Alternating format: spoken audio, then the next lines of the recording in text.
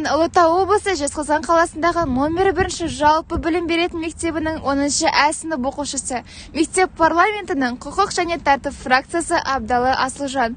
Мен Қазақстан Республикасындағы жаңадан құрылған Ұлытау облысының орталығы Жезқазған қаласында дүниеге келдім. Менің туып өскен жерім Жезқазған қаласына тоқталатын болсақ, Жезқазған Қазақстанның Ұлытау облысында орналасқан 1954 жылы құрылған қала және облыс орталығы. Жезқазған Сарыарқаның інжу маржаны. Жезқазған еліміздің ыстық қазынасы. Осыдан небәрі 50 жыл бұрын ғана кішкене кент Жезқазғанның алғашқы тұрғындары құрылысшылар мен кеншілер болған.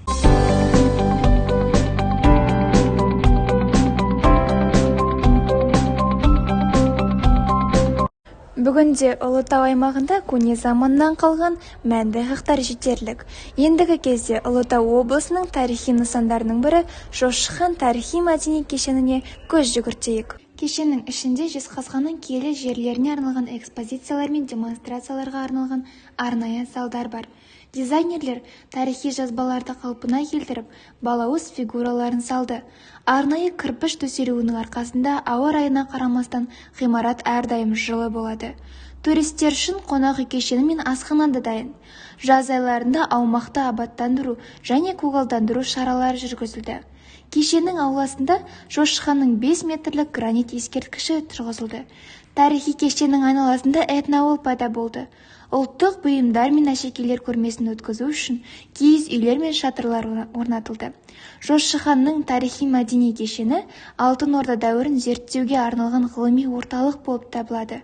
Әрі мұнда еліміздің президенті Қасым-Жомарт Тоқаевтың төрағалығымен жалпы ұлттық құрылтай өтті. 14 маусымда Қазақстан президенті Қасым-Жомарт Тоқаев ұлттық құрылтай құру және оның құрамы мен ережесін бекіту туралы жарлық шығарды. Жарлыққа сәйкес ұлттық құрылтай төрағасы Тоқаевтың өзі болмақ. Президент Қасым-Жомарт Тоқаев осы құрылтайда еліміздің болашағы үшін жасалып отырған көптеген жоспарлар мен мәселелермен бөлісті. Міне, осы құрылтай дәл менің туған өлкемде өткенін мен мақтан етемін. Жалпы біз Ұлытау облысында орналасқан Жошы хан мәдени-тарихи орталық арқылы өлкеміздің қадір-қасиетін, ежелгі тыныс-тіршілігін көрсетіп, оны барша жұртқа бейнелей аламыз. Облысымыздың ең құнды қазынасы ол көне заманнан қалған мәнді айғақтар болып табылады. Менің елім ол менің өткенім, менің тарихым және менің болашағым. Мен өз елімнің тарихын қастерлеп және ата-бабамнан қалған асыл мұраны қадірлеймін.